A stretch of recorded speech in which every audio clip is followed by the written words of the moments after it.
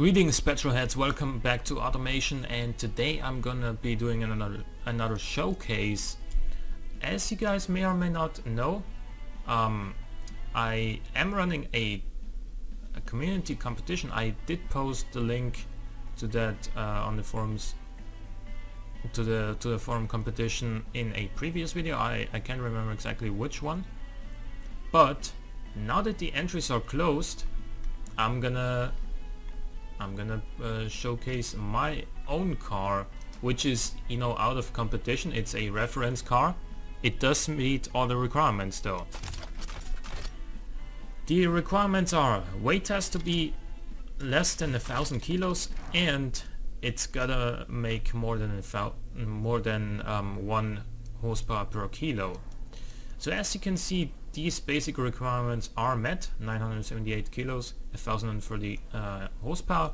Then also you need 2010 safety, even though there's no restriction on quality. And the idea behind that is just so you can point to the imprinting airbag on your steering wheel and on your glove box, even if, you know, you get the idea, in case you get pulled over.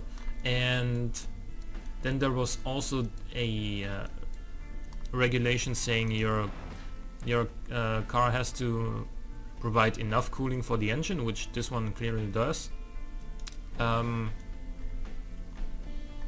because it's summer in Europe and you don't want your engines to overheat. And also, because of noise regulations, the loudness has to be less than 75, which this one is. So let's get into this showcase. It is called the AMW Hydra. The trim didn't save. New because, well, I redid it. I reworked it, but long ago, long before the entries were closed. So this is you know, just a new version of a car I used to have. But there it is, carbon fiber, everything, basically. The wishbones, looks, pop-up headlights, which would only open up about this far, like just a few degrees, and mainly normally these LED headlights would be used for everyday situations, and these pop-ups are just for show-offs, really, when the car's standing in, because when you're driving it, you want to go fast and every single bit counts. So it's better if they're hidden away, the pop-up headlights, that is, because they do cause some extra drag and don't provide any extra benefit, unlike the lips and wings that it's got. Yeah, so the pop-up headlights are just for show off. It's got big grille. Since this is not a road car, actually, why am I talking about everyday usage then if it's not a road car? Anyway, yeah, well, everyday purposes for this car is probably then going on a track day.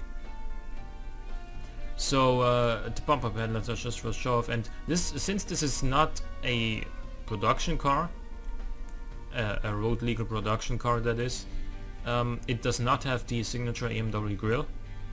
Instead, this is just there for the purpose. So these vents here, they're not just for show. This one down here is, though, admittedly, but that one is fully functional. And then we get to the rear end, where we have 4 exhaust pipes, a diffuser, a couple of vents, and some pretty futuristic taillights, and some stripes on the engine bay, and a big carbon fiber wing. These are actually 2 wings stacked on top of each other, you know, so it looks like one, but it actually provides the same downforce as 2 of them. Alrighty, it is mid-engined, obviously, and also rear-wheel drive is what I was getting at. And there, the engine, it is a 3.6 liter flat plane V8, 40 valves, all the best materials, obviously. All the best materials here as well, with plus 15 quality, high bore and not so high stroke, and 10 compression ratio is actually quite high for a turbocharged engine, but we're also running this guy pretty rich, so that's why. 94 cam profile, not higher than that, because I would actually lose power if I increased it. That's, I mean, 100 cam profile does not always mean you're gonna make the maximum possible power, especially with a turbo engine. We got 1030 horsepower. It does only have a air-to-air intercooler to save weight, because the water-to-air intercooler would put on a lot more weight. And what else do we got? Throttle per cylinder, performance intake, 9600 RPM limit, and yeah.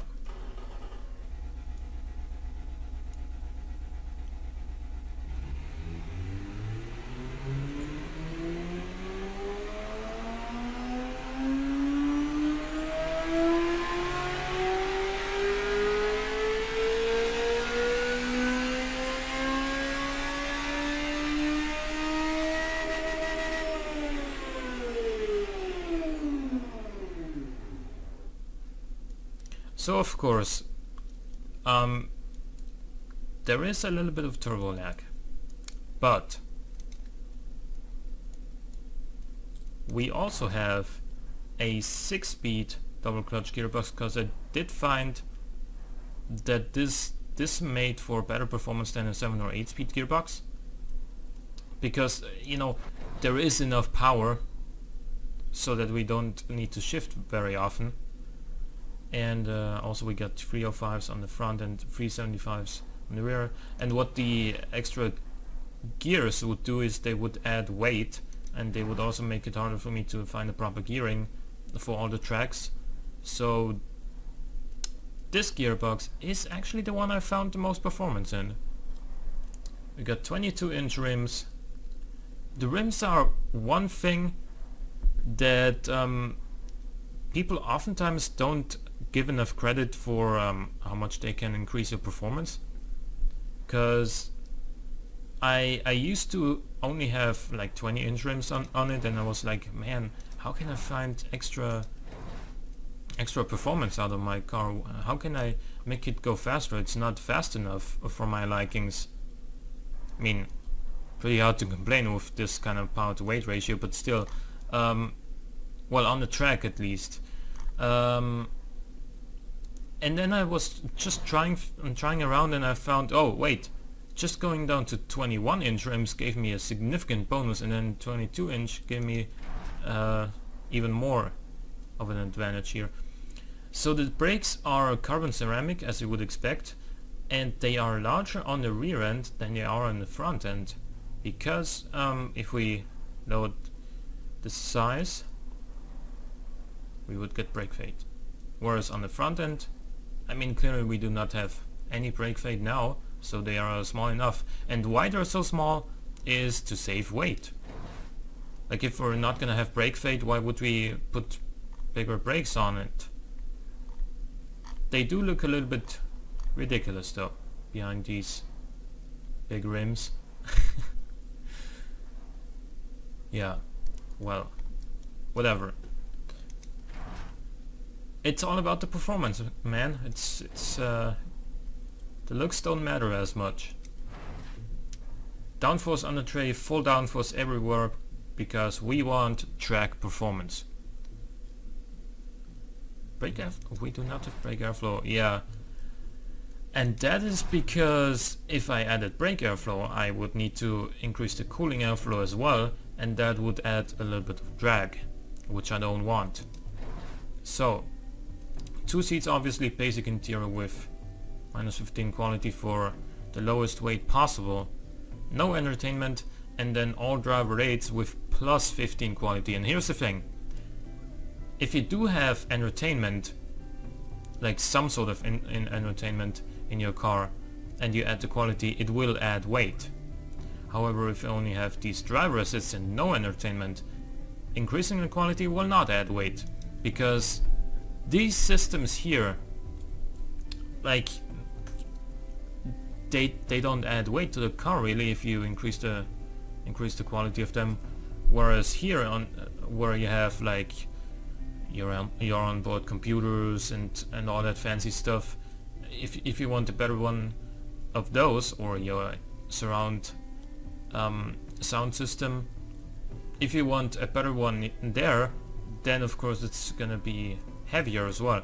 But on the driver assists, you know, it doesn't take extra weight to have a better power steering system, or a better traction control, or a better launch control and all that stuff, so therefore this does not add weight.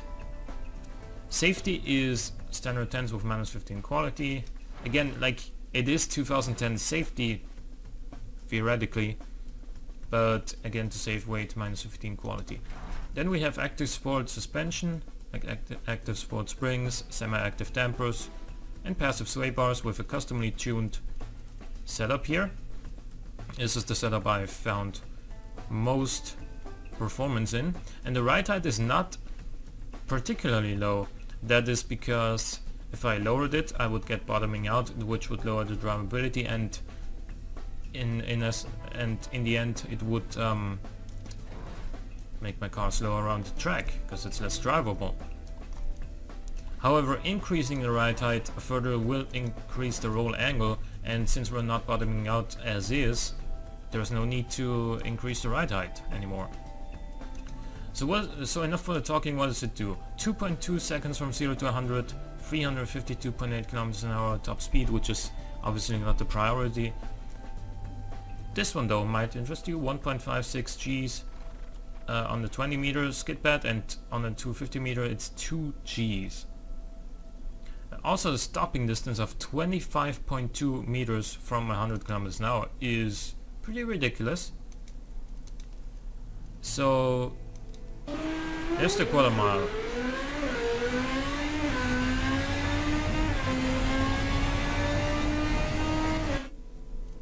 Quarter mile in 8.38 seconds.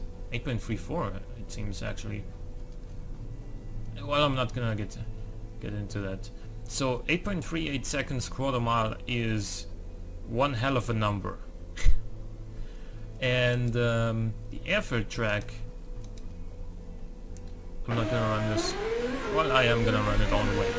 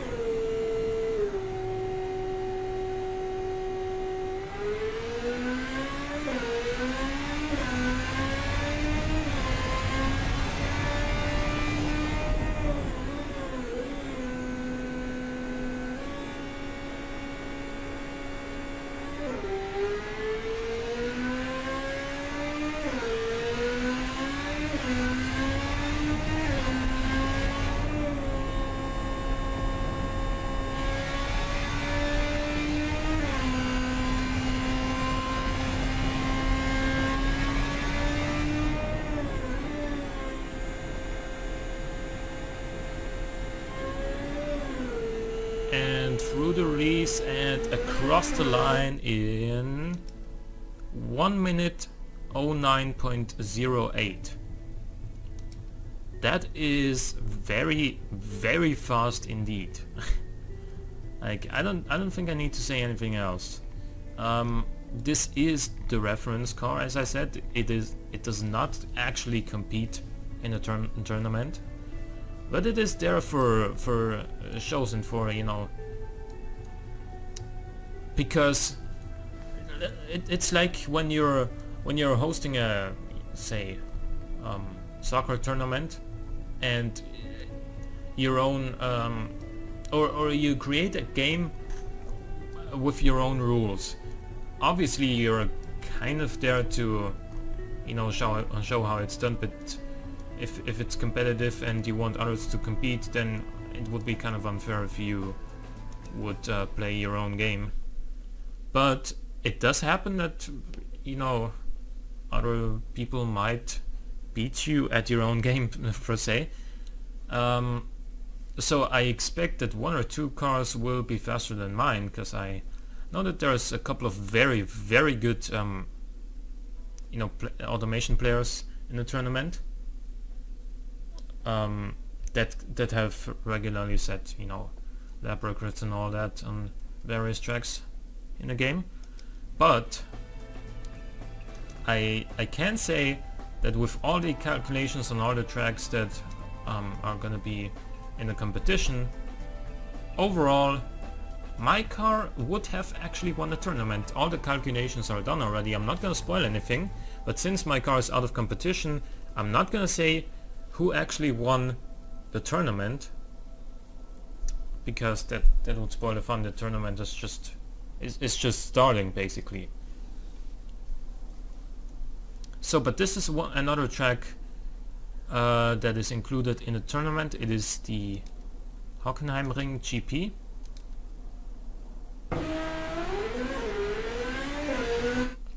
Which this car does in 138.57.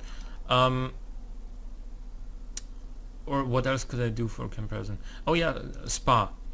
You might have heard that the Koenigsegg 111, I don't know how you actually say that name, Koenigsegg 11, it set an unofficial lap record on Spa in 233.34 or something like that. So let's see how the AMW Hydra does here.